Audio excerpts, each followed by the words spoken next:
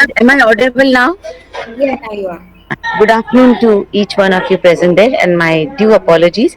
My paper is on postmodernism and post-nationalism, which is in context of Asian geopolitics.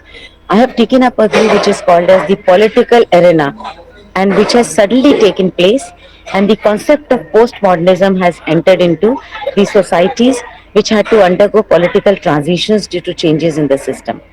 It is the global impact which has started the countries in the context use words which are called as that we don't want to be a member of multipolar world, or we are scared of a unilateral world coming into existence, especially after the Second World War, and especially immediately the trends which emerged on the international um, political scenario, with the fear that after the disintegration of USSR, and most of the countries which became totally small nations, and they started struggling to enter into the new global economic and market led capitalism, it is at that time period we found out that the concept of post revivalism or neo revivalism were used in the political.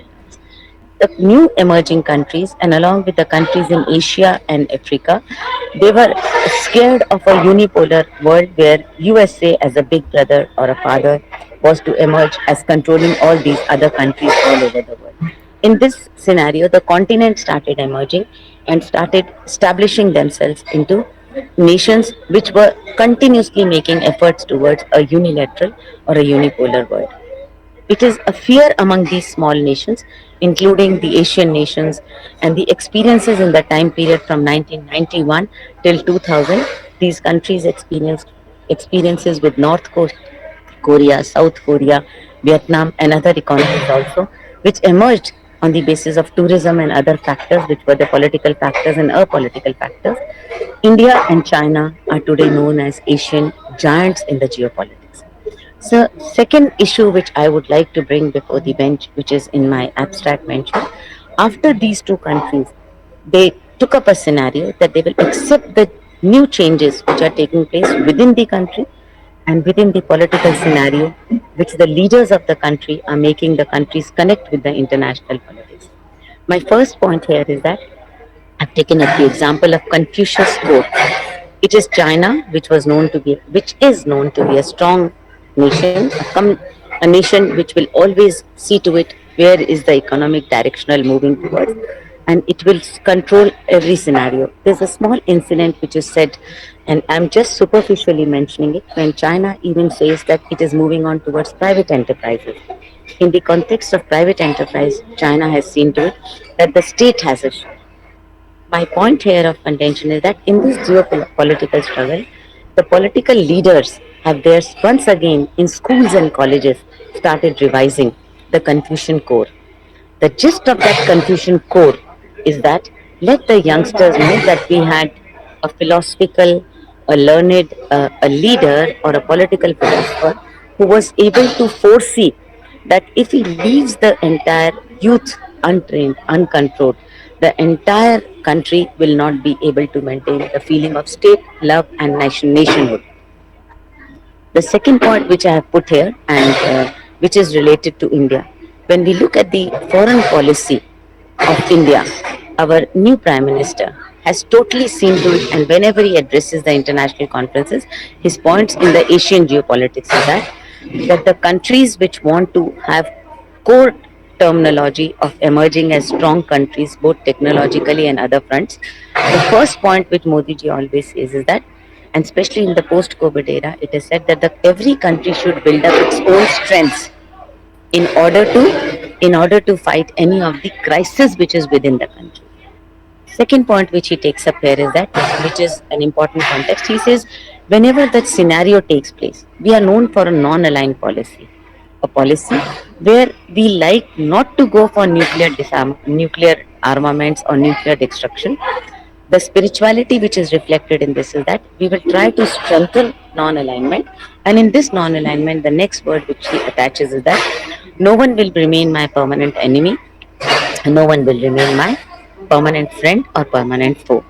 wherever the need be required, or wherever the first important context in the postmodern era, which he mentions, is wherever the need to strengthen my own nationality, the need to strengthen my nationhood, or the need to protect the interest of my own people, which is called as we will try to strengthen the relationship with that particular country. And the recent example I'll take up is statement that I don't mind visiting Israel, and I don't mind going to Palestinian also. The immediate context, which was geopolitical and geoeconomic strength, is that Afghanistan, the downfall of Afghanistan and the impact of Taliban control in that particular country, it has been immediately reflected that why we should corner that country. The people have done nothing wrong. We have been working hard to build up Afghanistan for years together, where we even touched Harbour Port to bring in a connectivity between the north belt, the one belt, and then moving on towards the north south corridor. And that example he takes it up is that whatever may be the disturbances in that area, whatever may be there, we have to keep it in mind that Afghanistan should be allowed to rebuild itself. So what has been seen in the geopolitical scenario in the postmodern era is that whichever country is undergoing these type of crisis, and these countries which have been friendly to us, and this relationship of this friendly can be further strengthened, we should not leave that country here, because the motto of that is that once if that area is disturbed, it is going to disturb the neighboring areas also. Okay, and it means the effect of that impact of terror attacks, effect of Talibanization of a particular area is not only disturbing the life of the people, but it is disturbing the future generation. So in that case, coming closer to Afghanistan, again going and having a say in the international organizations, that the Asian geopolitics can play a major game in that area, where it can work together to strengthen the Afghanistan, whatever may be the internal administration, but at least the people there can be taken care of. We can at least accept and bring Taliban people on the table, the leaders of those who are leaders in that political scene, to bring forward on the table international alliances, international agencies can come forward to look into it. And see, COVID, helping the people at the time of COVID all over the world, was the best example of this. And the last and the most important thing which has come back to our country, which again the international foreign policy, we have literally started. I'm using this word here in my paper. I'm going to use it if I'm permitted to publish with you. It is said that the core philosophy out here is that we have once again started revival of the ancient philosophy with a new touch into it. And the revival of that philosophy is that if China on one hand speaks of Confucian core, where in schools and colleges the chapters have been added and the school students are now made to learn. And what was the core philosophy of Confucius was that first love yourself, first learn to see that you are happy, and then spread the message of it to others. And then he says, we don't believe, Confucius never said that the destruction of others is your prosperity. No. What he says is that learn to live in your community philosophy, and then start living the same feeling of community philosophy with the world itself. So he says that it is one of the principle which I have just touched in, which is called as when a strong nation is built up, it is not going to be built up on the. I will not here touch the geo-economics, which today the entire international market economy or market-led capitalism has its own advances or criticisms against the expansion of the China as an economic giant. I would just like to, because my paper was only that how he's saying that once if we take care of ourselves, then we can take care of the world as a whole. Here, when I come back to India, it is said that Modi ji clearly says we speak of spirituality, and in this spirituality, we have again started reviving in the postmodern era. We don't leave ourselves. We are moving on towards strengthening our own ancient. In fact, we are trying to interpret it that when in today's time, there are so many ways to depict, to show, to find out, and posters everywhere. And I would like to tell my judges that I'm standing at Vrindavan and I was working with the people from the USA who have come here, and they are chanting the name of God and preaching Gita, whereby they are saying this country is a strength in itself.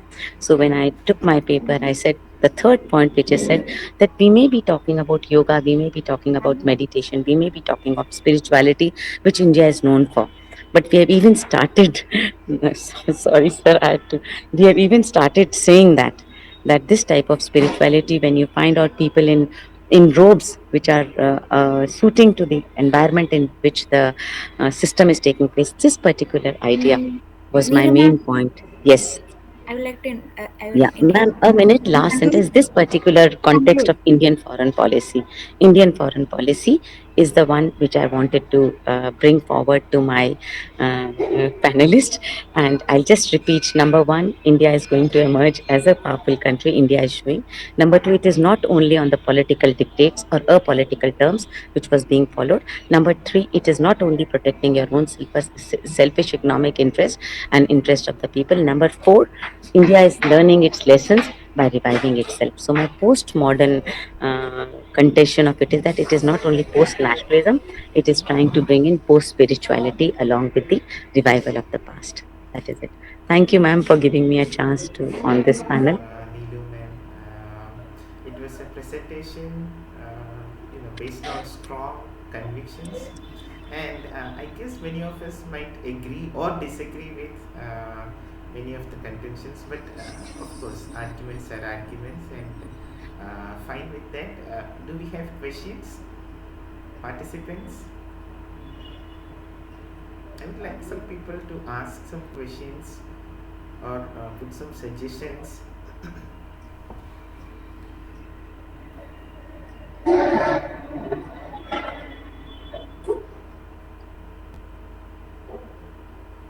Somebody who is good at geopolitics and things might be able to comment on it. I mean, I'm not very good at it. That is why I'm thinking that somebody But else. thank you. Okay, ma'am. So thank you so much for the presentation. So we shall move to the next presentation. Actually, this was a presentation that was that we missed in the morning session.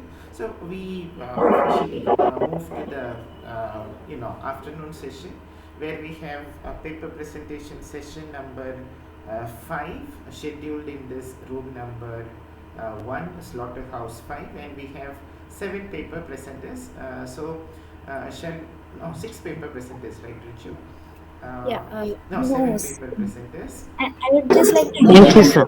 Okay, thank you, ma'am. Thank you. Yes. Thank you, Neelu ma'am. I would just like to update on the rules. There will be a bell, 10-minute bell, and then there will be a bell at 12 minutes.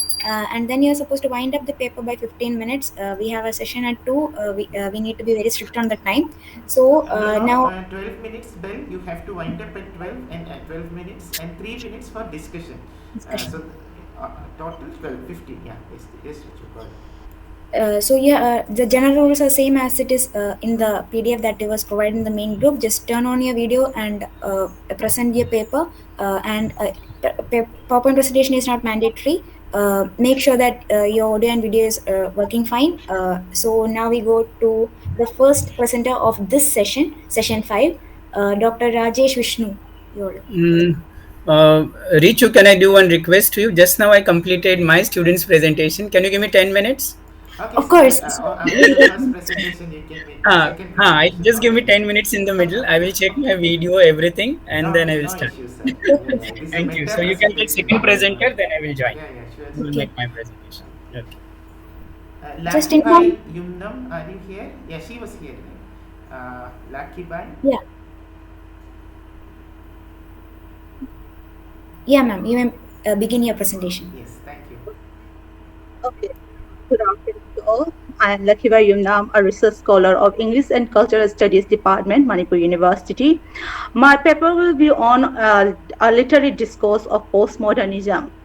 However, to study a particular text within the postmodern paradigm will be an expansive study. So my focus today will be on the one of the postmodern element, that is intertextuality. As such, my paper is titled Intertextuality as a Narrative Device in Jadis Smith on Beauty. Intertextuality, as introduced by the French semiotician Julia Kristeva, is in the 1960s in the essay Word, Dialogue and Novel questioned the authenticity and originality of the text as the text is considered as no, that the text exists through its relations with other texts. Thus, it subverts the notion of the self-sufficient totality of the text and bring forth the situatedness of any given text within specific historical and social context. Intertextuality, in a way, is a double-sided lens, as the text is studied through the intertextual reference of the author, and at the same time, the knowledge positioning and experience of the readers is taken into consideration as well. As such, the text exists in multitude of meanings and interpretations. When intertextuality is brought into post-colonial writings, it opens a discourse on the socio-cultural and political context in which the text is produced. Furthermore, the positionality of the author is questioned. The work of contemporary British writer Zadie Smith is taken up for analysis in this paper, keeping in mind the narrativity of contemporary fictions. Here I refer to contemporary with the understanding that she belongs to our present time frame. Smith, from her debut novel Whited, which was published in the year 2000, has used varied intertextual reference in her works.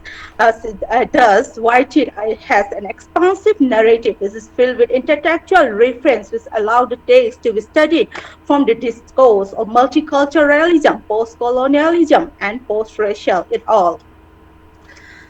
The Cambridge graduate is not sort of any literary reference, and she fully utilized her educational resource in her works to narrate a humoristic tale of contemporary society. Focusing on her 2005 novel On Beauty, the paper is an attempt to explore Smith's intellectual application, which became an enabling factor to narrate a pluralistic story.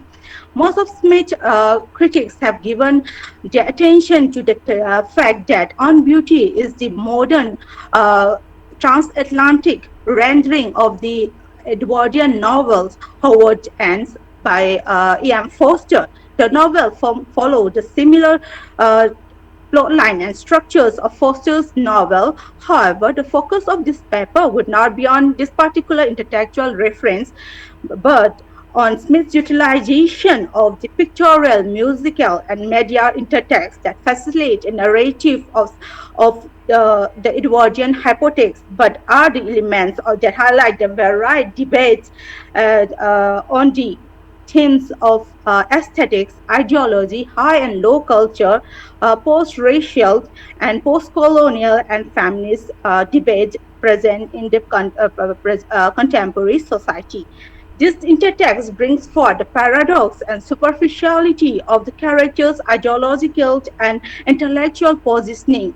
For instance, Howard Balsey, the post-liberal art historian, is engaged in the study of deconstruction of Rembrandt art, and his works it's titled Against Rembrandt, and is placing an emphasis on the difference rather than on aesthetic beauty. But in reality, Howard is so consumed by the ideal beauty standard of a woman petite body that he can't accept his wife changing body features or his African American wife's body features and indulge in adultery. Another intertextual reference that Smith used is the juxtaposition of the classical Mozart art and Mozart's music and Tupac Shakur, the rapper. This intertext foreground the narratives of class mobility and cultural positioning of the characters. For Carl, The uneducated black street poet attending a Mozart concert is an act of fulfilling his aspiration to be a part of the elite intellectual circle, to be take for his creativity to be taken seriously, who is questioned the notion of high and low cultures. As in the same way, for Levi, the world of hip hop is an enabling factor to be a part of the black community, though his understanding of the black community is rather a shallow one. Thus, Levi, who is more inclined towards the black half of his ethnic identity, positioned himself within the black community of Boston, a world far apart from his actual middle class intellectual background. Within Another very significant text in the is the painting of Mistress Arjuli by the Haitian artist Hector Hippolyte. The real owner of that painting is Carlyle, who, in her death will, leave the painting to her new friend Kiki. However, this painting uh, become a site of contestation of the male hegemony in the novel. After all, Monty Gibbs is unwilling to honor his the dead wife's will to present the painting to Kiki, which is rooted in the long academic rivalry between Howard Balsey and Monty Gibbs as a result of their ideological clash between the liberal and the conservative. This subjugation of Carlyle's voice, even in her death, is a contradiction of what the painting symbolized. The painting, as Carlyle has explained to Kiki, symbolized, and here I quote, love, beauty, purity, the ideal female, and the room, and the moon, and she is the mistress of jealousy, vengeance, and discord, and on the other hand, of love, perpetual health, goodwill, beauty, and fortune. Thus, the painting carries the subtitle of the Voodoo Goddess, the Black Virgin, the Violent Venus. But uh, to give me a minute, let me concentrate on my thoughts again. The yeah, Take your breath. the Breathe. Breathe. Be comfortable. but Monte Gibbs, instead of honoring his dead wife, Will, kept the painting in his study as a symbol of this, his artistic collection. However, the painting did return to its new owner, Kiki, in an act of by an act of stealing by Levi, with his overarching belief of returning the resource to the Haitian community. This intertext question the voice of women. This intertext of the painting question the voice of the woman characters in the novel, and at the same time brings forth the post-colonial study of the transatlantic black, where class became a significant factor of positioning in contemporary capitalist society. Thus, utilization of the varied intertextual reference draws a narrative which is pluralistic in nature, and here I quote Roland Barthes' statement of the text as here, quote, a tissue of quotations draws from the innumerable center of culture, emphasizing all the multi-dimensional space of the text.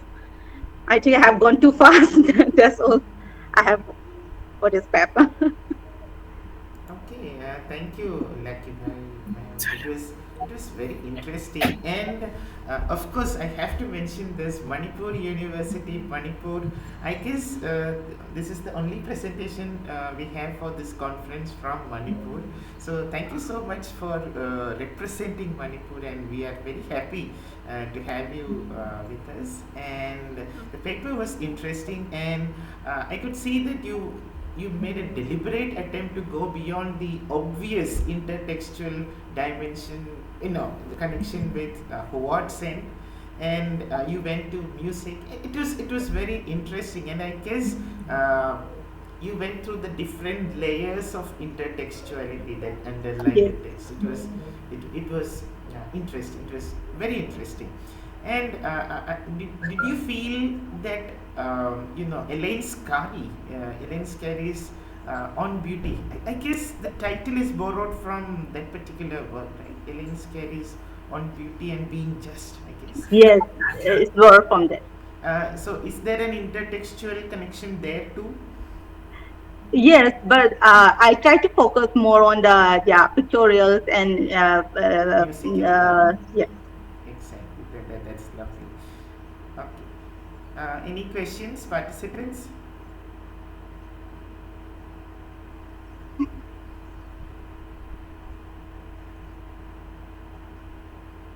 Okay. Hello. Okay, thank you, Lakhibai ma'am. Nice presentation. Wish you all the best, and keep in touch with IFEST all the way from Manipur. Thank you. Thank you. Thank you. Rajesh sir, are you Yes, ready? I'm ready now. Thank you for giving me that 10 minutes Oh, sure. despite. Always a pleasure. Okay. Can I share my screen? Sure, sir. Okay. It's a co-authored paper, right? Yes, Okay. I and my research student. Uh, my video is visible to you? Oh, okay. So that's a wonderful change. Usually, the student presents and the teacher is missing. Now the supervisor is presenting. That's awesome. Okay. Okay. Okay. So, at the outset, good afternoon to everyone, and I congratulate the organizers for organizing this 3-day virtual conference and giving the opportunity to the researchers across India as well as global locations to present their research works which they have carried out. Um, the the topic of the research paper which we have made is the cataclysm of identity crisis and sense of alienation in Jhumpa is the namesake.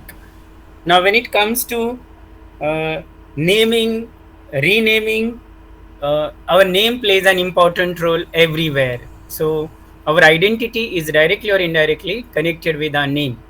Who we are today, what we are, what we will be, what we were is directly or indirectly, implicitly connected with the name. So, we have taken this novel called The Namesake, which is one of the masterpiece written by Jhumpa. And this book is about a young man named Gogol Ganguly, who migrated from India to America, and then it also followed the childhood to middle age, and it also chronicles the struggle of Gogol as a protagonist, as an immigrant son of an Indian parents living in America, and what kind of feelings are coming, what kind of ideas are coming in the mind of Gogol as a protagonist when he's in America. Sometimes it happens that our roots are somewhere else and we are staying somewhere else, and then there is an identity crisis. So, uh, being a researcher as well as being a mentor, I express thanks to the organizers once again, as it is coming on the slide, and I go ahead with the research paper. The objective of this research paper are to analyze the psychological effects on immigrants, then to study the challenges of manifestations of identity crisis through various characters which are reflected by Jhumpa in this particular world famous novel, and then very important one, to analyze the importance of name in an individual's life, leading to one's good identity as well as one's problematic identity, or one's, so we call it as fractured identity. And then it also leads to a sense of alienation experienced by various characters in the novel. The the prominent writer at a glance, we have Jhumpa recipient of various awards in America, and she has also won the Pulitzer Prize. Her notable novel is The Namesake, and which tells us the sufferings and the agonies of the characters on account of identity crisis, and she at present lives in Brooklyn. These are the prominent works written by Jhumpa. I won't be reading this. Now, what happens in the novel is what are the difficulties faced by Indian immigrants and their experiences in America. And then, again, we have cultural conflicts also, we have identity conflicts also. There are characters, we have connections. Now look at our protagonist. He is from West Bengal, Calcutta, and then he is staying in America. The roots are in India, staying in America, and then what happens?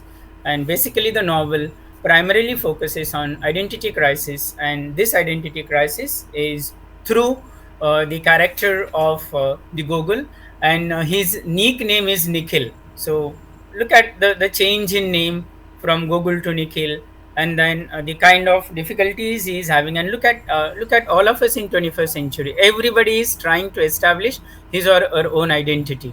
Identity as a student, identity as a researcher, identity as a mentor. Everywhere, everybody is struggling to establish one's identity. That is also depicted very systematically by Jhumpa in the novel. Now look at the identity crisis. We have Gogul, also called as nickname or a pet name called Nikhil Ganguly.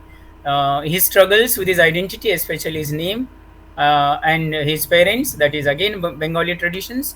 And then we have other characters called Ashok also, Ashima also, and then Mosmi also, and the challenges which they are facing when they were in America. Now look at the naming crisis in the novel. Naming and nicknaming. See, look at all of us. Look at our name also. In our school, our name is different. School record name is different. All right, on the mark sheet name is different. At home, our name is different. And then again, we have this identity crisis. Ultimately, who am I? Same is the case, which is happening with the protagonist also in this particular novel. And then when we are living as a migrant in another country, again we have plenty of difficulties to be faced. It could be in terms of environment, in terms of culture, in terms of traditions, in terms of ceremonies, in terms of rituals. Everywhere we will find some kind of conflicting situation.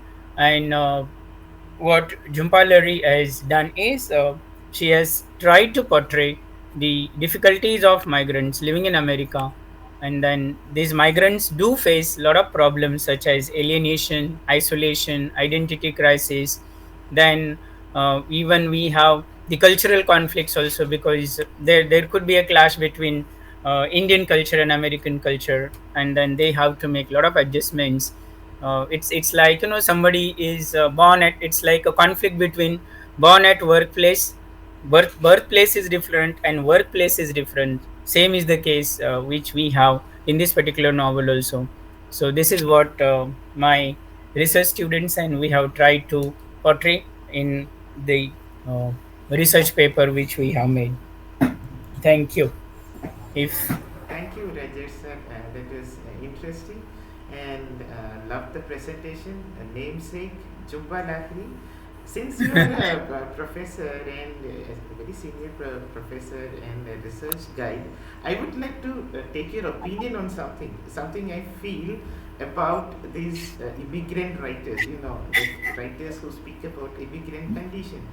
Now, we can speak about this refugee condition. We understand the crisis that a refugee faces, especially, if the person, for example, and if somebody is forcefully exiled, or if the situation happened 100 years ago, we can understand their predicament. It is very sad. They cannot return home.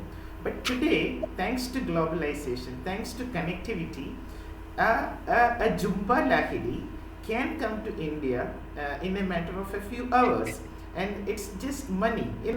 Why are they staying there? Because they want to earn some money, and it's their luxury. It is their comfort they are seeking by going abroad. It's not that somebody forced them out.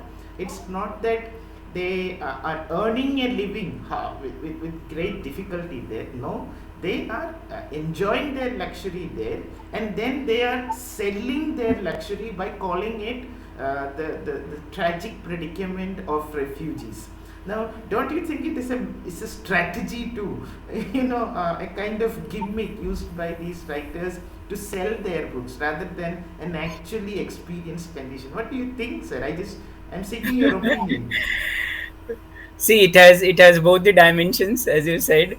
Uh, because of globalization, we are still connected, with technology, or with this video conferencing, or all these digital devices which are available at our disposal in today's modern time. But still, that feeling of being away from the root is still there. See, virtual communion or virtual meeting is virtual meeting, and it cannot give the feel of actual meeting. You see, when now I'm talking with you virtually, this phenomenon is different, but when we'll meet, actually, that is a different thing. But Meeting can. yeah, I agree, sir. But a Jhumpa Lahiri, she can just board a flight and come to India. But for Yes, Corona, true. it is very easy. So why should she mourn so much about the refugee condition? And there is a one more reference I would like to cite in this situation. Yeah. There is one story written by Alice Walker, African American novelist, and in that story, the title of the story is Everyday Use. It's a African family, and there is one African woman having two daughters. Now again, there is a conflict. Identity crisis is also there. African, woman living in a very small location, small house, and then she had two daughters, and one daughter is sent for education to one city, which is close to America. And then what this daughter did, she changes her name. Naming, renaming. She says that I don't like my traditional name. That doesn't give me the the value, or the popularity. And then her name in the story, African name given by the mother, given by the grandmother. That is also happening in this particular namesake. Her grandmother and the mother gave her the name like D double E. Okay, affectionately, based on the African culture, tradition, whatever they are having, or the mythological connections with the name. And then what this girl, heroine did, when she went to the higher education, she changed her name as Vangro. And then she said that, and then the mother says, "What is this?" See how this She identity. straddled two cultures, right? Yes, so this is something very interesting we found. Mm. That's it. Okay. And so happy to listen to you. A lot of Yeah, do we youngsters. have any questions, participants? Good morning, sir. Good morning, Rajesh, sir. Yes, Radha ma'am. Uh, Actually, there is no question. Actually, I would like to correlate your presentation to my work. You have very well said that today we all are a sufferer of identity crisis. Even every good or bad thing done in the society is just for their identity. True. People want to improve their dignity. Correct. People directly or indirectly involve themselves for their namesake, their practice. Actually, in my work, Ajadi, the migration is very important. Correct. The whole novel is based on that particular theme, migration.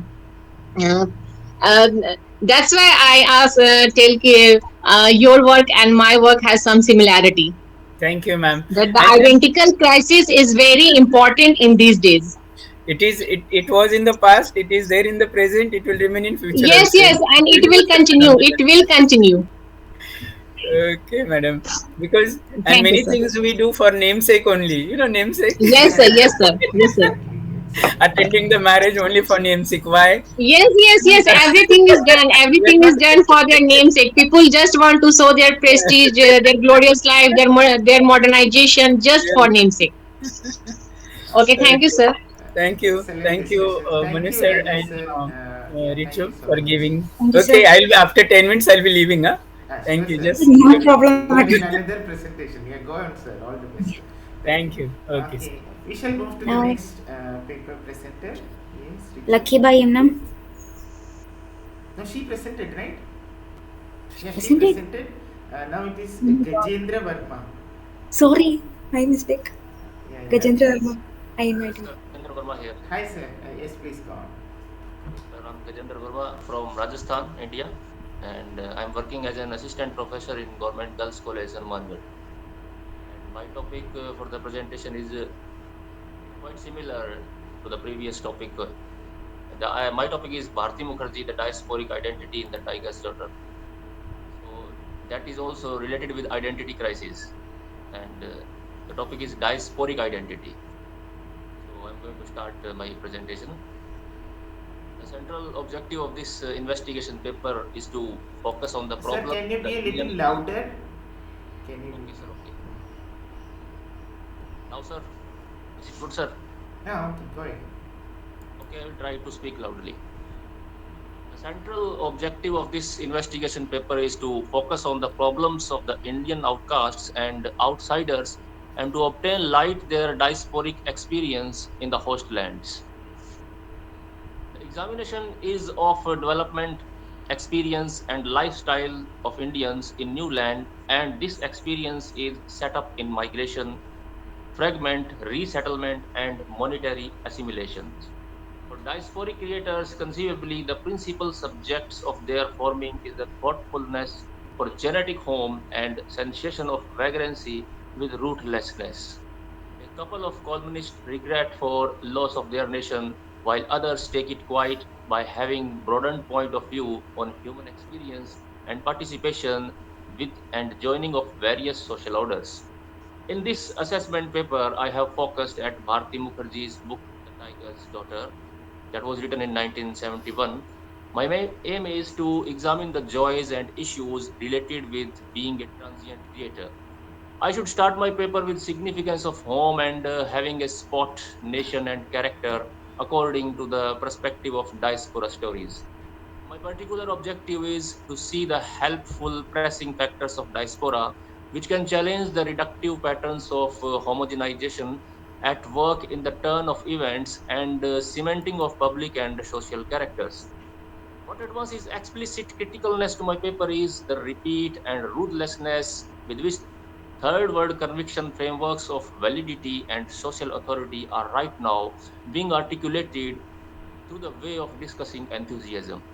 Arranged at the in the center spaces of nations and characters, the consequence of a couple interconnecting records and social orders, creators in diaspora, for instance, Bharti Mukherjee, Salman Rushdie, Amitav Ghosh, and Rohinton Mistry, reject all advances to an ordinary story of social person in their undertaking to obliterate and reconfigure the transcendent story of the nation state.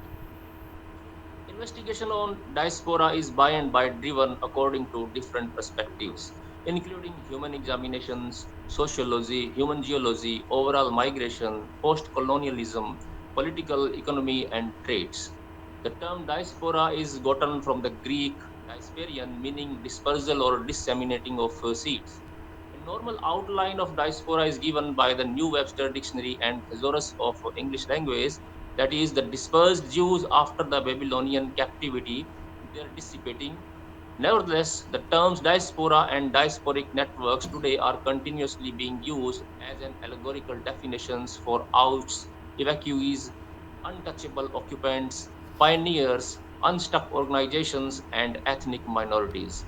The term diaspora has similarly been used to portray the experience of advancement, migration, and to separate the social and political game plans that result from this turn of events dislodging. The globalized and transnational universe of contemporary events is separated by the advancement of people, items, and information all through the planet, which is described by Spivak as the new diaspora. Wilderness, intercessions, post colonial fights, divisions of the British Empire, normal struggle in various countries, elevated, generally speaking, social and money related interdependencies. Extending knowledge between the area and the faraway worked with by modernized correspondence developments, build developments of social classes from their place of starting to various countries searching for greener fields are a piece of the reasons which have provoked complex extension in transnational migration. These portions changes joined by going with social and mental patterns of crack, cross planning, hybridization, creolization, and making of new elective subjectivities which are difficult to sort, have really made these moving kinds of human contact, regions, and partitions a productive field for sociological, mental, and social examination. Since post colonial theories, social speculation, and postmodernism valorize these very cycles, Vocabularies and phrasing made by phenomenal conversations in these controls have furthermore found their direction into migration studies and assessments of diasporic social manifestations. The genre of postmodernism has obliterated the unnoticeable capabilities before to be put between terms. For instance, diaspora, immigrants, shuns, and removes. Stuart Hall, Homi Bhabha, Avtar Bra, Salman Rushdie, and Nikos Papastergiadis exemplify the postmodernist circumstance on diaspora migration. In their in their subtleties, classes like hybridist, palimpsests, characters, dislodgings, decentrament, differentiation, alerdity, etc., which have strong affiliation, which post-structuralism, post-colonialism, and post-modernism have become recognized reference centers. The transient experience, considering ludic valorization of crack and nomadism, is seen to have become the central experience of development. In a gathering with Peter Osborne and Lynn Siegel, Stuart Entryway ensures that in a time of globalization, we are generally ending up being diasporic. Moving away from the definitions reliant upon the paradigmatic nation centered models of diaspora, which front facing region homogeneity of diasporic character passage declares that the diaspora experience is portrayed not by essence or perfection, but instead by affirmation of fundamental heterogeneity and assortment by a beginning of the identity which lives with and nonetheless not in any case contrast by hybridity, and diaspora characters are constantly conveying and rehashing the same thing anew to change and qualification. He moreover attests that he uses the term the diaspora metaphorically, not from a genuine perspective. To him, diaspora doesn't mean those scattered factions whose character should be gotten by some blessed country to which they should return soon. He rejects this old imperializing, dominating sort of ethnicity. We have seen the predetermination of people of Palestine in light of this backward looking diaspora and the complicity of the West with it. Thus, Hall's position normal for a postmodern doubt of an essentialist thought of diaspora that highlights originary character and homecoming. The pell-mell by plan or default, moving we are advancing whether or not really pause, fixed status is unquestionably not a reasonable decision in a vast expanse of ceaseless change. And then he continues to add that being close by in pushed to view the state of vibrancy as the significant condition of globalized progression similarly comes from humanism, talking about the present overall second depicted by mass developments. The clean considered social researcher Zygmunt Bauman frontlines the way that diasporic condition has gotten broad in globalized modernity in globalization. The human results, he says, all of us are a globalized world means that socially difficulty and degradation. Thusly, for Bowman, both severe and figurative pieces of vibrancy are hues. In a general sense, analyzing the books of Bharti Mukherjee under the essential rubric of diasporic consciousness at the present examination doesn't hope to put her into a homogenizing restriction or to annihilate her aberrations. Their incongruities securing from their species, geological, ethnic sphere, and sexual directions are practically as basic, very much like the comparable qualities as diasporic authors. My time is up, madam. 10 minutes You only. can conclude now. Okay, okay. Two more. The novel The Tiger's Daughter has different layers, but the main layer it includes the journey of a female from India to America and again its repetition. However, if examined more strictly, the novel deals with the protagonist's attempt for forming a stable identity.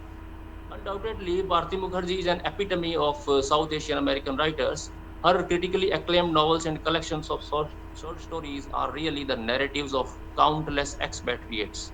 The Tiger's Daughter is a story of a young woman who is Indian by birth, but the circumstances lead her to the United States and get married there with an American. Birth in one culture and marriage in another culture creates a kind of identity crisis in her existence. The present novel is the arena throughout which she wanders for the formation of her stable identity. But the irony is this that till the end of the novel, she does not seem to have achieved it. While staying with her husband in America, she senses a kind of nostalgia for her land of birth. A dream for and about her home resides in her mind. For the fulfillment of this dream, she moves back to India, but unfortunately, she fails in her aim. The changing scenario of India and the family reputation of her father hinder her aim of finding her true self. Her self disappears in the fog of Indian modernity, and the changes occur there. Her dream of achieving her own nest shatters, and in an utter frustration, she prepares for her return. Thank you, ma'am. Thank you, sir. Thank you, Gajendra sir. That was interesting. Diasporic consciousness in Bharati Mukherjee. Sir, I just wanted to, ask a little clarification on something. You were speaking about, looking at the concept of diaspora from a metaphoric perspective. So, how do you find the metaphoric angle of diaspora as well as the concept of home as explored in this particular novel, Tiger's Daughter? Is there a metaphoric angle there in this She particular novel? represents the diaspora community because she is from India and she's staying in Canada. First, she went to Canada and after that, she settled in America. But she always faced identity crisis. So that represents the diasporic predicaments. So, if there is a metaphoric dimension to it, then it's not the physical home and it is not the physical diaspora that we are referring to, right? If it is metaphoric.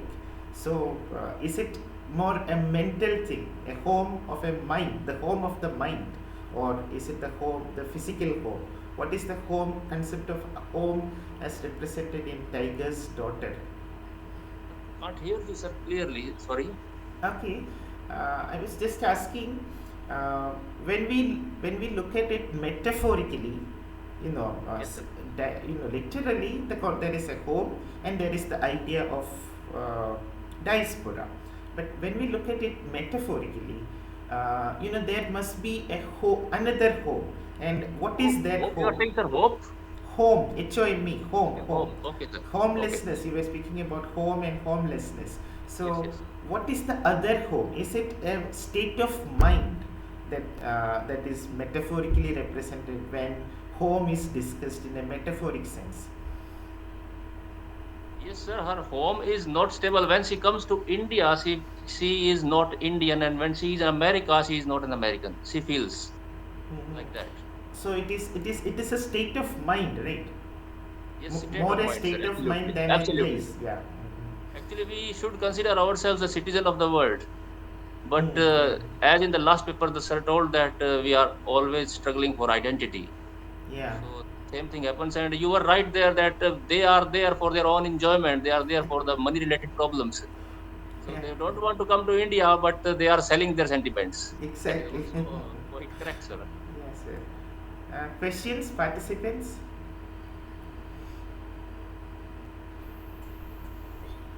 Bharti Mukherjee, Tiger's Daughter, Diasporic Consciousness, Home, lot of things for you to ponder and Uh, yeah. can I ask you something? Not a question.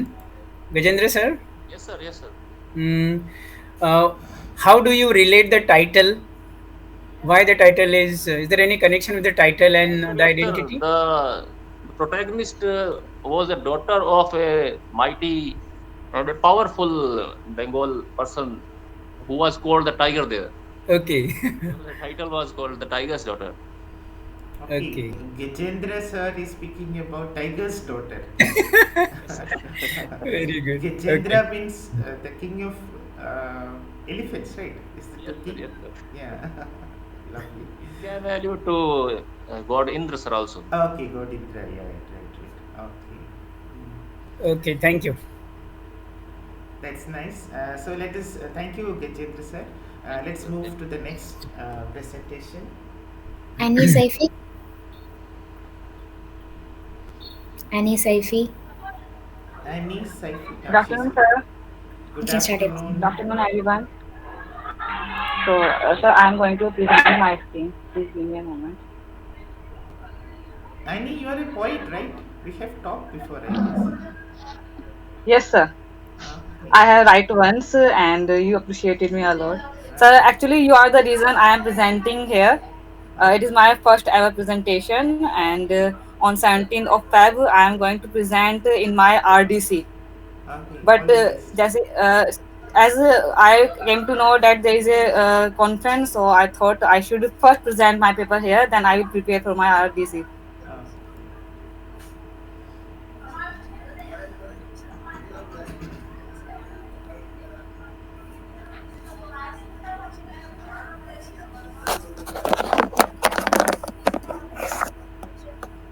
So, is my screen visible? Yes. Go ahead. No. Okay. Okay. Now it's visible. Yes. Go ahead. Hello everyone, I am Annie Sefi, a research scholar at Raghunath Girls Postgraduate College, Meerut. Topic of my presentation is Depiction of Subalterns Through the Time, a study of select Indian English novels. Literature of the subaltern started to emerge in the late 20th century and became the major concerns of study of literary theorists and scholars in recent times. And major pioneering theorist of this literature of subalterns is supposed to be known like Antonio Gramsci, Ranjit Guha, Homike Bhabha, and Gayatri Chakravarti Spivak. While talking about the term subalterns, it was not only on Antonio Gramsci, but many persons or theorists are there who coined them in different way. Like Antonio Gramsci coined this term in his prison notebook, but Gayatri Chakravarti Spivak talked about women's subjugation in relation to subalternity. And if you're talking about Ranjit Guha, he took the term as the subjugation of peasants were there. And in India, he took the term subaltern in relation to show their problem and their identity crisis. Talking about the origin of the term, it is a Latin term which is sub and alternus. Sub means below and alternate means all other.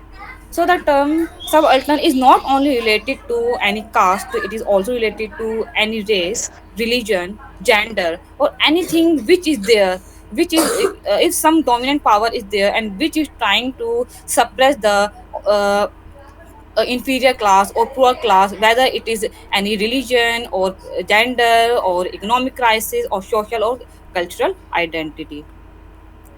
The main focus of my study is will be to highlight the evolving depiction of subalterns with the passing of time in select Indian novels, particularly Untouchable, which was published in 1935 and written by Mulk Raj Anand, in which he depicted the subaltern pre-independent India.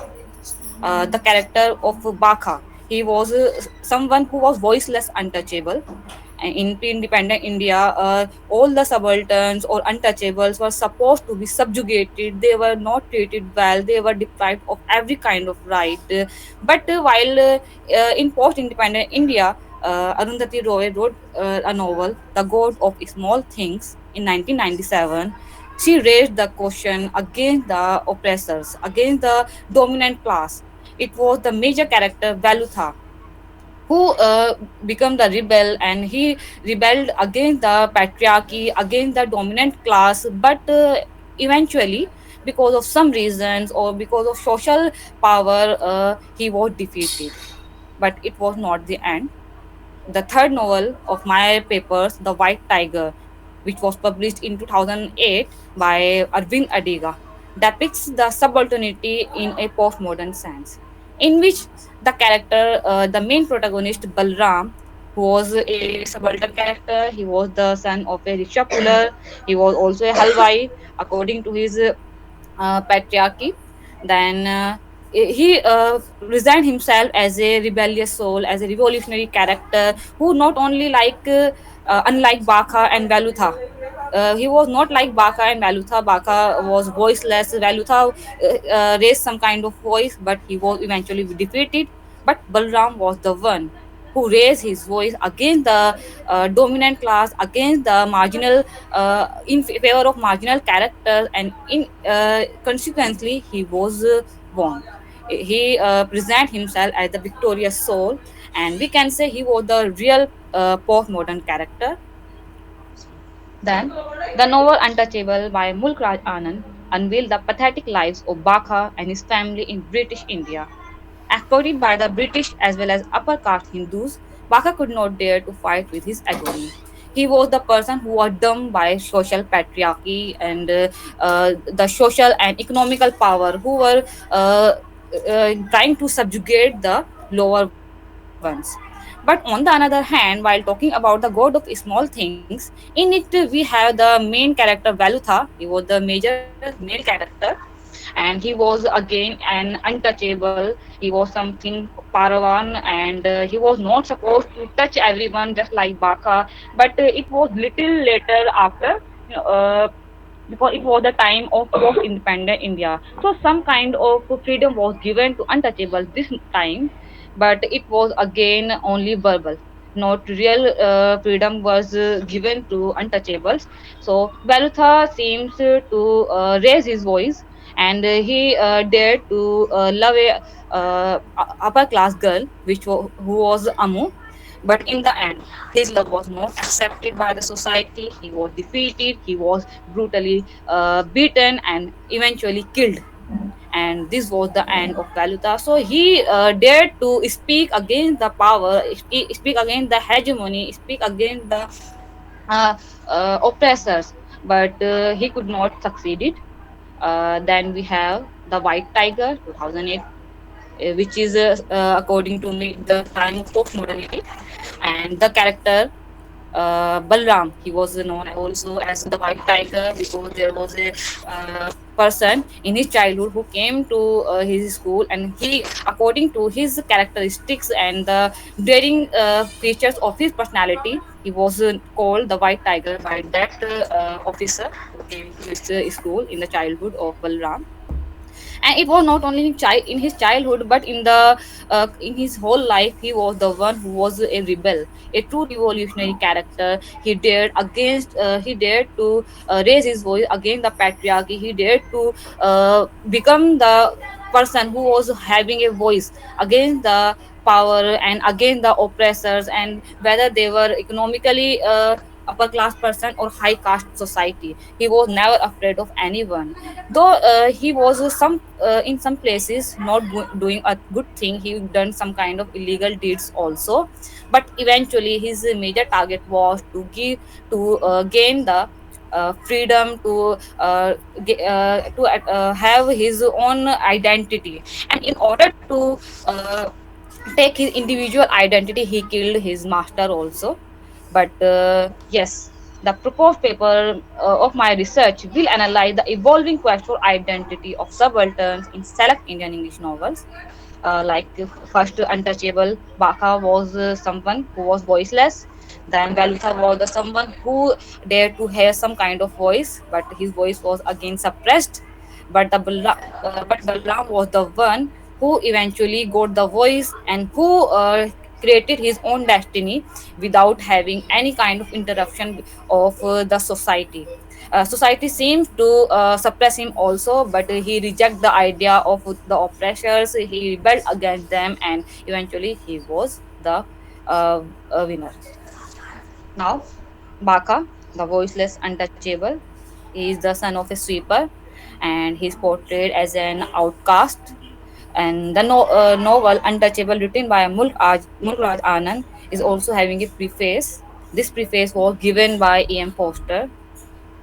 I quote, he said, "The sweeper is worse off than his slave, for the slave may change his master and his duties, and may even become free, but the sweeper is bound forever, born into a state from which he can't escape, and where he is excluded from the social intercourse and the consolation of his religion.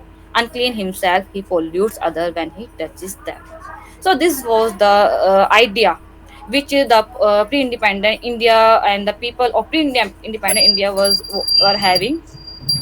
They were not giving any kind of right to untouchables. They were just treating them as slaves. Now, Now, because I don't have any time, so I will go a little faster. The character of Soini, sister of Baka, is also not the exclusion. She is the second character in the novel Untouchable, which is the subaltern. She was subjugated by the society, not only the upper class Hindus but also other people who were, they were not of upper class, but they were upper to untouchable. So Glavo was the one. She was a washerwoman. She abused severely to Sohini, and she said to her, and she wants to beat her also. But eventually, Sohini was saved by a Mohammedan woman. Then the Baka. The true hypocrisy in his character and the treatment of Baka is seen while he was daring to go to temple, but he was not allowed to. At the moment while he was going toward the temple after listening the mantras or the puja of worshippers, some people looked at him and they cried, and they were trying to beat him up. So Baka was so much afraid after seeing this, and he couldn't dare to speak anything against these people. And not only this, Sohini, his sister, was uh, also abused by the Pandit Kalinath, and Baka could not speak against him. Also, being he accepted himself as the voiceless. He accepted his inferiority to the superior ones. In this relation to Baka and Balram, I want to introduce the idea of Antonio Gramsci, who holds the view that there is the domination of power of dominant class over the weaker one in society, which he termed as hegemony. He asserts hegemony works most effectively when the dominated accept their domination. So here lies my idea, where dominated accept their domination. So Baka was the one who accept his domination by the dominated one, but Balram is the one who reject the idea of domination, and he dared to create his own identity. So please give me 1 minute, ma'am. And One he more can minute. conclude. They Okay. He can So conclude. Valutha, the another character, No, no, apart from Annie, Baka and Annie, you yes, sir. conclude. Okay, sir. Wait, sir, please. Give me a moment. Okay. It was a very step which subalternity has been depicted in all the three discussed novels in gradually changing manner. The idea of freedom, which was unthinkable for Baka, gave some courage to Valutha and eventually frees Balram. In the beginning, Baka was not having a voice, but there was some kind of spark of revolution which was there in the character of Valutha, but he was again defeated. He was killed by the policeman in the custody, being the inferior one, but Balram was the one who dared to speak against the patriarchy. He killed his master. It was an illegal act, but again, I am saying that it was the very step which Valutha and Baka could not take, and that's why Balram could feel the scent of freedom. He was now a free man, but being a postmodern character, he deserved the freedom and he did well. So he is my paper.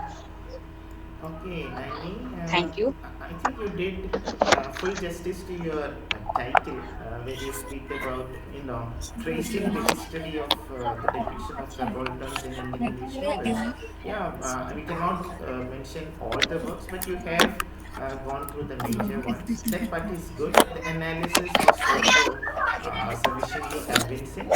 I have Okay, sir. a couple of suggestions to make only on what you have written on the PowerPoint presentation, because since you are going to make a presentation a few days later, be very careful about these things. First thing, Yes, sir. uh, you had put your abstract in your presentation. That is not necessary.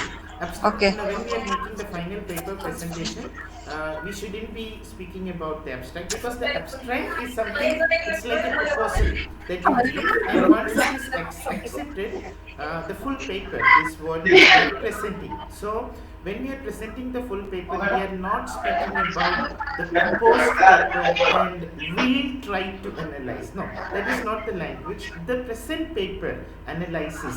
We go to the present tense and change that to that mode of analysis. Second thing, be very thorough with the style sheet. Now, in this conference, you are asked to follow MLA 8 style sheet. So, there are a few mistakes you can make. For example, when you give quotations, at the end of the quotation, you give the citation within brackets, and only after the brackets you have to put the full stop, not before the brackets. And when it is a block quote, you don't have to put the double quote. So I think that you are not very familiar with these rules. Get familiar, read the MLA handbook, study the MLA handbook very well, because that is very important. Because if we don't follow these conventions, irrespective of how well you do your research, if you don't follow these rules and conventions, because fortunately or unfortunately that is a necessary part of research. So we have to be extremely careful about these small commas and double quotes and full stops. So be very careful about those things. And another very small suggestion that I can give you when you make future paper presentations, okay, you can do a historical analysis, tracing something like that. It is not impossible, but when you take too many works, that will overburden you, and the scope of the research will, it will lose concentration, it will lose focus, and it will become, because we are taking so many works, we won't be able to focus on one particular aspect. And as a suggestion, I would recommend you to go through this particular journal. I think it is available on various internet sources as well. The Journal of Subaltern Literature or Subaltern Studies, something like that. This journal was started by Ranajit Guha, and people like Spivak are publishing their articles in that particular journal. So there you will get authentic sources which can supplement and support your argument. So instead of quoting, for example, you were quoting Antonio Gramsci or someone, by quoting Pramod K. Nair. So instead of doing that, you can actually go through the original research in original book or the original paper and quote the original source. It is always better, because when we quote somebody like Pramod K. Nair, of course it is, he has written a book and you are honest, which is very good. You found the quotation from Pramod K. Nair and you said, I found it from Pramod K. Nair, but actually we are expected to, if possible, if it is not possible, fine, but then we have to mention quoted in, not Pramod K. Nair says, but quoted in Pramod K. Nair. Okay, minor things, but these minor things matter when you are going for a presentation, especially for your PhD presentation. So all the best for your presentation, and it was very nice, very good attempt for a first presentation. It was very well done. And participants, thank you so much, sir. Participants, questions, suggestions?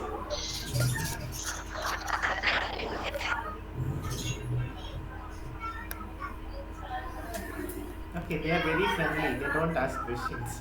Okay, Annie. So all the best. Thank you so much, sir. Okay. Manu sir, Yeah. with Yes, your sir. permission, can I say few things, Please, few words? please, Yes, please, sir, please. please. Um, Yes. uh, Abhilash Kaushik sir, am I audible to you?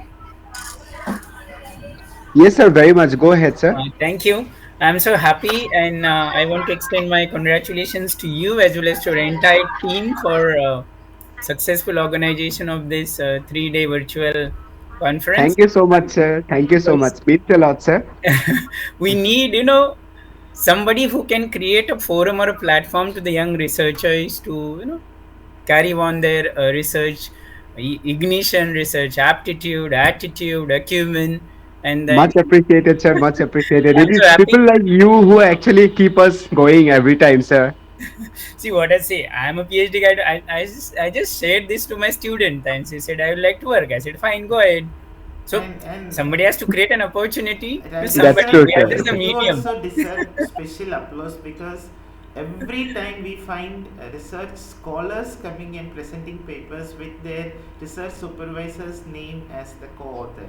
Here, I was really pleasantly surprised to find the research supervisor coming and presenting the paper with the research Actually, what happened? scholar's name as the co-author. That was amazing. It was a wonderful Rajesh, sir, gesture. thank you so much. You mean everything to us. We are learning. We will absolutely learn from you, sir. And Thank I'm you. sure the young researchers present here will surely learn from you.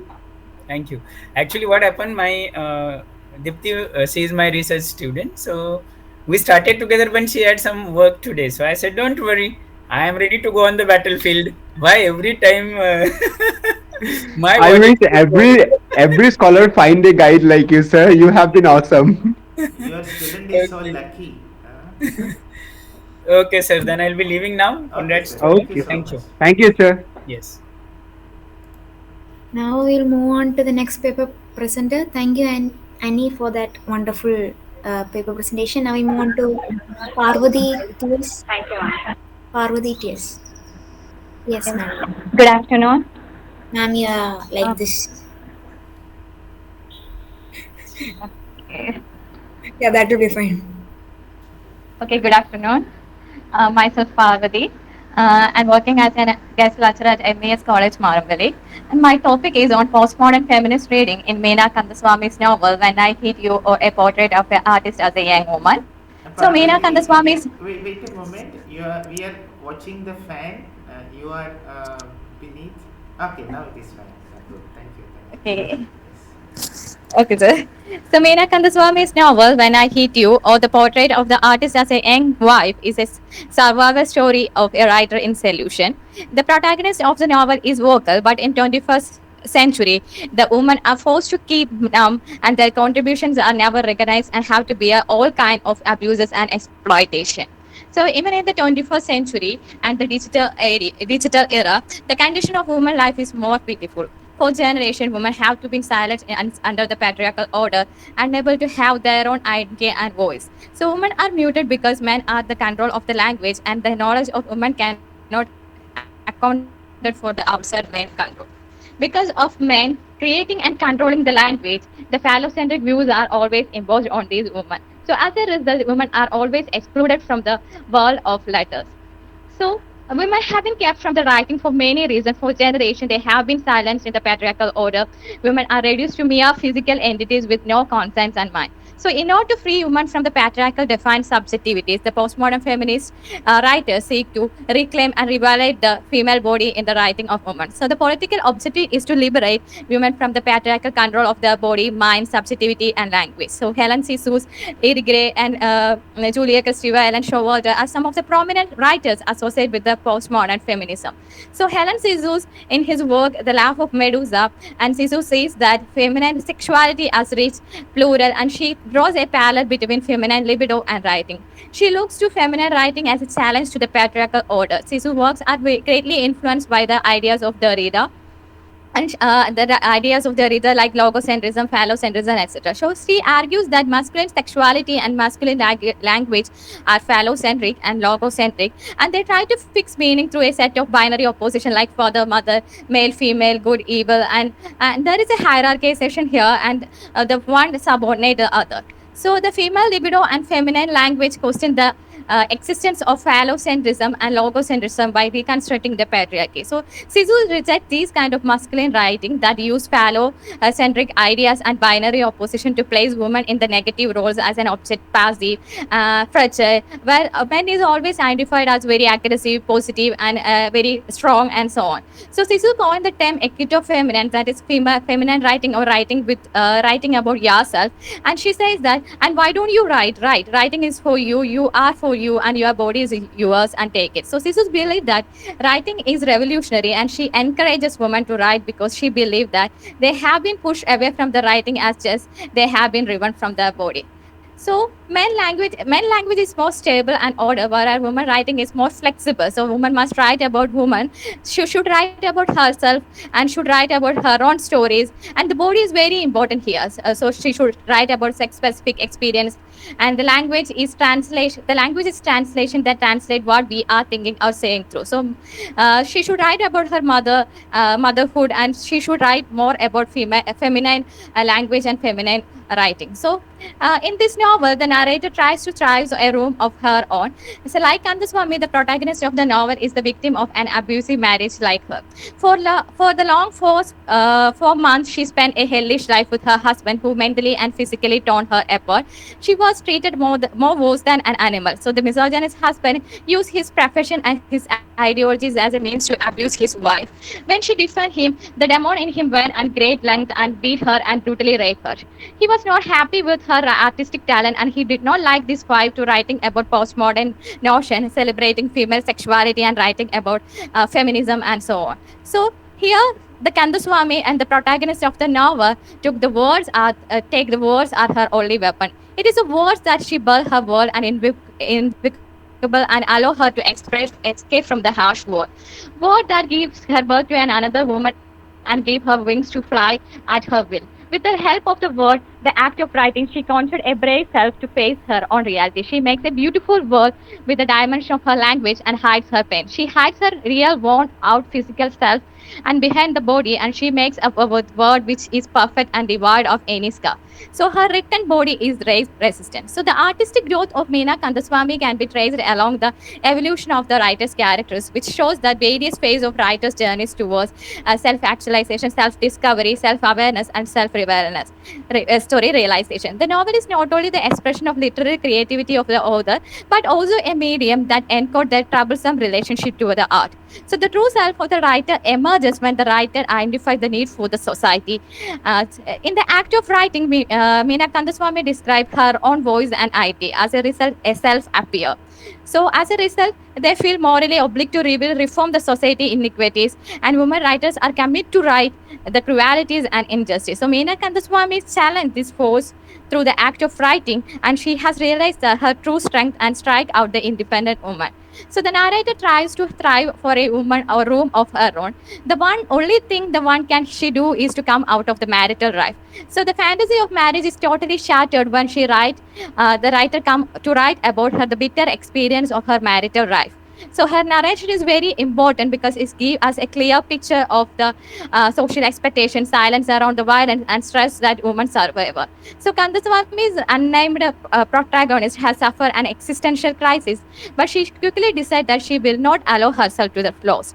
This affirmation is spontaneous, and Kandaswamy expressed her pain through the writing that how men demolish and dark her existence, who treated them and their powerful regime by disobeying them, just and mute and muffle them voice. So a pen in a woman's hand can rattle up the patriarchy, for his gives her immense power to educate, agitate, and to organize. So the novel When I Hit You is a struggle of a woman against the tradition, sexual abuse, equality in marriage, which continues even today. So this is a quest for her own identity as a writer.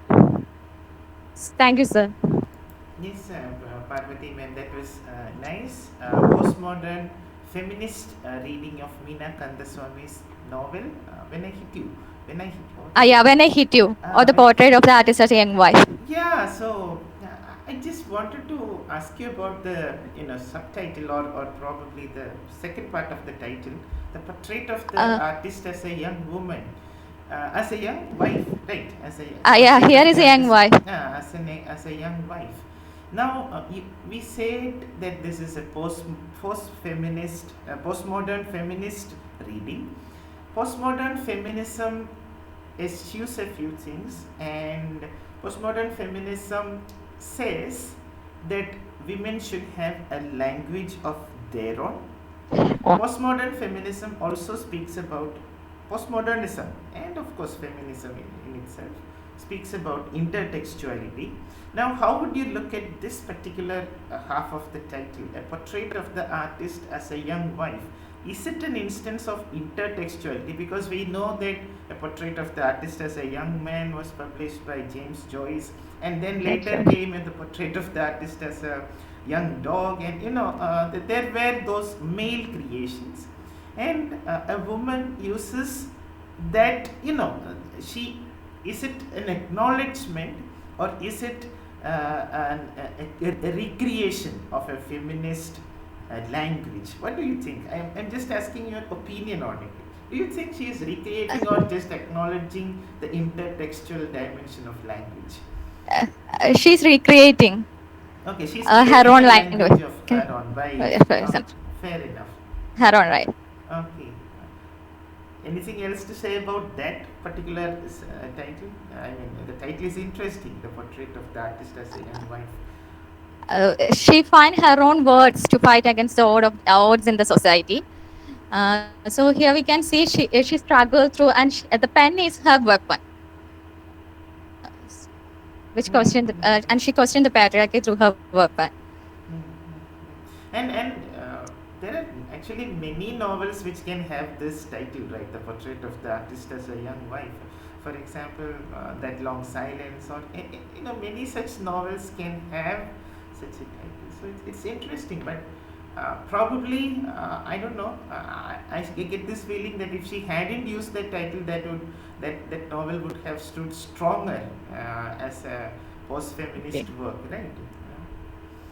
Yeah. Questions, please.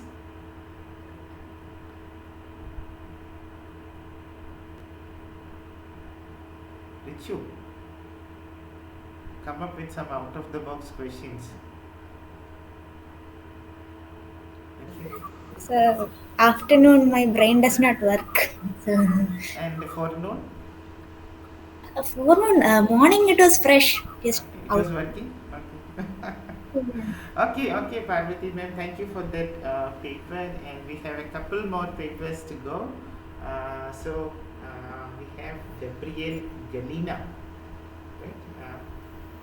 Are you here, Gabriela Galina? She's not here. Okay. Preeta Mukherjee. Yes, sir. Am I audible? Yes. Good afternoon, everybody. I am Preetha Mukherjee, Assistant Professor in the Department of Humanities, Greater Kolkata College of Engineering and Management. My topic of presentation today is Individual's Imperative Need for Resistance, Rethinking the Postmodern Individual in the Birthday Party. The postmodern age is strikingly characterized with a sense of incoherence and intangibility which pose a threat to an individual's identity. This fragmented existence, senselessness of human condition, and life's ultimate meaninglessness is, I think, best conveyed through the theatre of absurd. Martinez Lin suggests its aim to shock the audience out of complacency, to bring it face to face with the harsh facts of the human situation. Ionesco too defines absurd as something which is devoid of purpose, cut off from religious, metaphysical, and transcendental roots, where man is lost and all his actions becomes senseless and useless. This sense of metaphysical anguish at the absurdity of human condition lies at the center of Pinter's play, specifically the birthday party, or what we can call a Pinteresque, that is the skepticism of language which acts as a barrier to communication in a tautly knit dramatic structure. The birthday party literalizes the plight of a postmodern individual in the guise of a Stanley Weber, who is an out of work pianist amidst the straitened absurd conditions of fundamental existential angst. So I think most of us are familiar with this play, but I'll just take a minute to summarize the plot. So the play opens with a breakfast scene where an elderly couple who own this boarding house, Meg and Petey, they are having their breakfast, and Pinder shows on stage the attempt to strike a meaningful conversation out of the mundane everyday activities. And here the protagonist, Stanley Weber, he seeks a sort of refuge from his past experiences. What is striking here is that Pinter provides no convincing argument or information about his past. So we as audience or readers actually cannot make anything out of what is happening or why is it happening. And suddenly, Meg announces the arrival of two strangers here, and two strangers who are called Goldberg and named Goldberg and McCain. And the mere mention of their name threatens Stanley. And mm, we are even not sure that whether it is Stanley's birthday today or not. But Meg decides to have a birthday party in the evening, and all of them, the two intruders, the owners, they celebrate the birthday, and the very next day, the strangers take him away from the boarding house. So this is how the plot goes. So now Stanley, who is the protagonist, we can see him as a product of post-war degeneration, who is seeking refuge from the troubles of his life. He defends against the intrusions of his own impulses and of external menace by entrenching himself in a reduced and controlled existence. As I mentioned about the opening of the play, displaying the dullness and drudgery of postmodern existence, is juxtaposed against the later intrusion by McCain and Goldberg. The menacing intruders, as representatives of the society, completely dishevel Stanley with a Kafkaesque indictment of his unexplained crimes.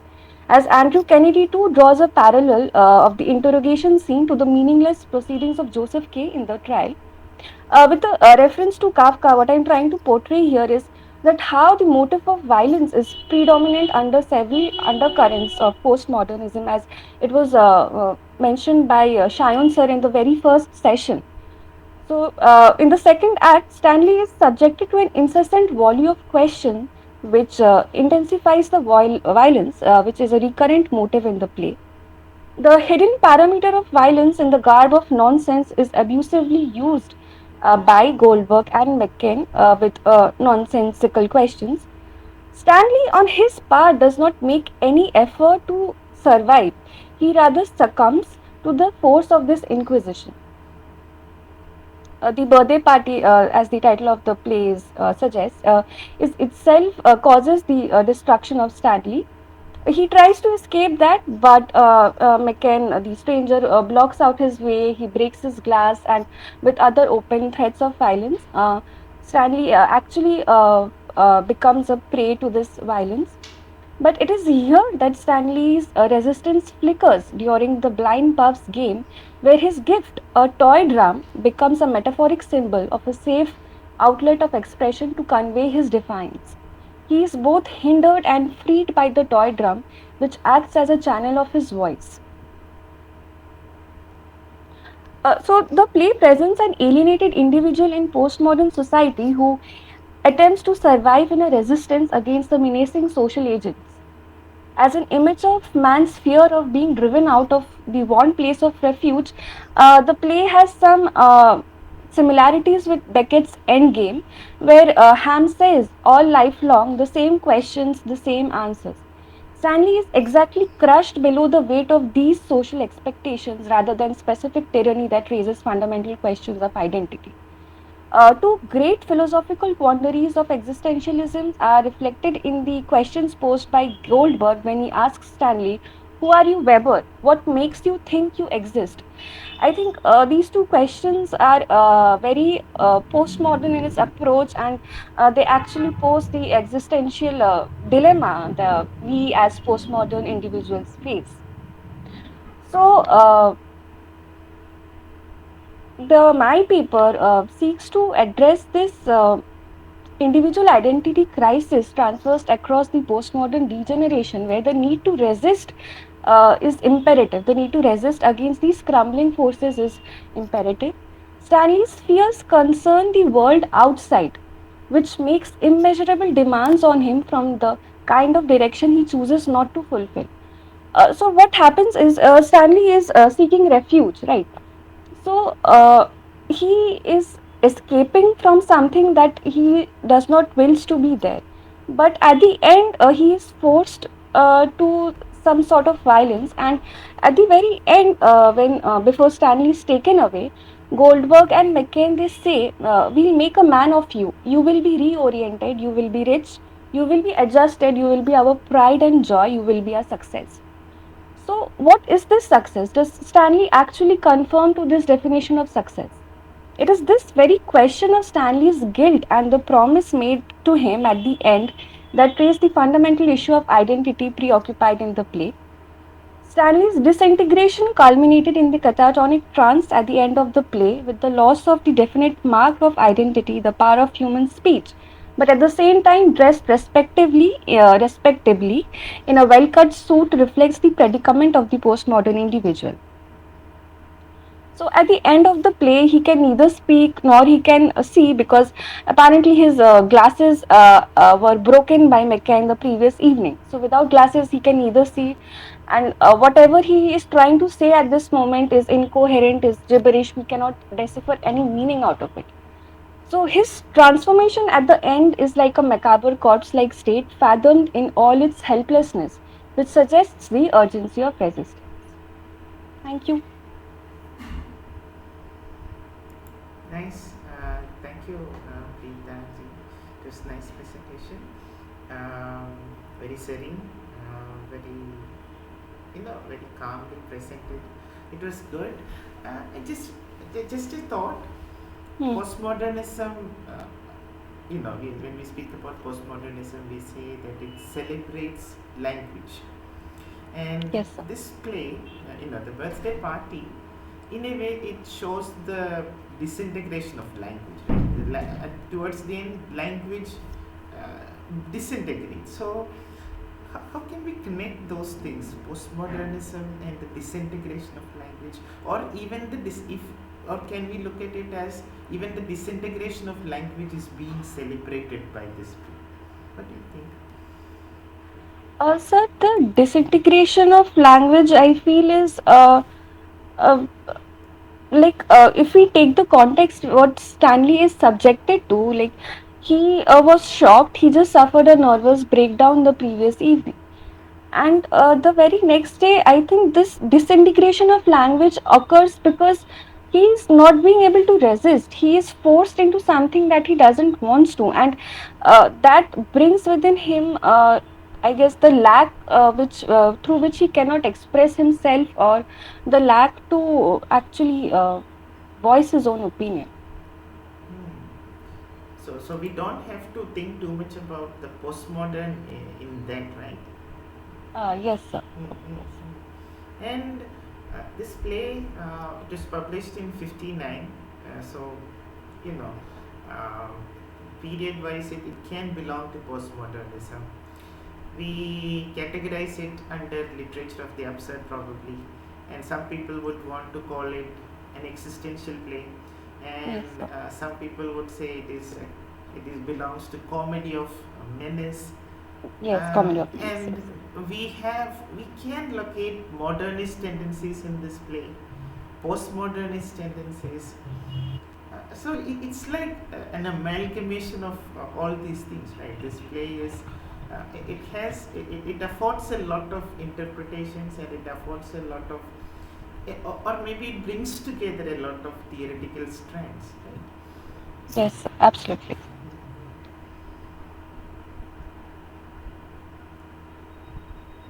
Birthday party. Nobody is being tempted by the birthday party. So this was my first paper presentation. So any suggestions are welcomed. So I pardon me for my mistakes. So I was a No, little we will nervous. not pardon you for making such a wonderful presentation as your first presentation. If you are making your first presentation, you are bound to make so many mistakes. This is unfair.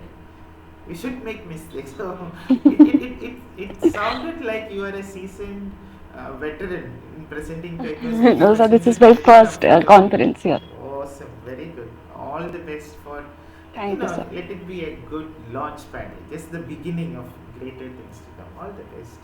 Thank you, sir. Okay, thank you. So do we have Gabriela Gilina with us? No. Sir, do we have any other paper presenter who was supposed to present to and who can make it? Anybody who wants to make a presentation, because one paper presenter is on leave, so we can afford one more paper presentation today. This session, if somebody is ready or somebody wants to make a presentation, somebody who has a presentation in the evening, of course. Anybody wants to share something? Richu, you take over. You are good at handling situations. Yes. No, it's yes, we are supposed to. Neelu ma'am was supposed to be in the morning, and then she joined in the evening afternoon session. And now we are a missing session. We have missing link with Gabriela, and we have to fill up the links. How in the evening? I don't know. But still, guys, I mean, we had so many interesting papers from the morning till now. If anyone wants to say anything about the papers presented, or if anyone wants to offer some positive, critical, constructive comments to us, like, are you happy with the way the conference is going on? Do you want some improvement or something? Or you're free to point out the negative comments too. Please feel free to share your opinions. Okay. I find it amazing that many young people, people are coming up with fresh papers. And first, we had many first paper presentations in this conference. That's amazing. And I always believe that a conference must be for the young people, the beginners. It shouldn't always be for the elite and the seasoned people. It should open the avenues for young people, because wherever we go, people say, we want people who have 4 years experience. Now where will you get this 4 years experience if everybody would take only experienced hands? Same with paper presentations. People are worried that, okay, you don't have any experience, so no, we will not allow you to present. You are a beginner, you are a novice. But how can we make the second presentation if we are not allowed to make the first presentation? So that is very good about this conference. And of course, I think it tells something about the conference, as well as about the mindset of the paper presenters, because to feel that you can come here and present a paper is also good, right? To know that, okay, this is the right forum for me to present my first paper, that's good. And sir, the quality of the papers are also amazing, sir. I'm really impressed. Very much. Excellent papers. Yes, sir. 95% of papers were, best quality. And just now we had a paper presenter. She was saying it was her first paper present. Preeta, right? Preeta Yes, sir. Mukherjee. She was saying it was her And first. we wouldn't have known had she not informed us. It was Yeah, that good. yeah, that is it. Annie Saifi was presenting her first paper. Yes. So, and these people are so brilliant, right? I don't know where this human society is heading. If people become so brilliant, Absolutely. what will happen to us? We are getting outdated very quickly. NSIPS thanked us. I think we should thank her for making such a great presentation, in fact. Yeah. Annie Saifi is a poet too. Would you want to recite a poem, for instance? Oh, wow. We would love to hear, ma'am.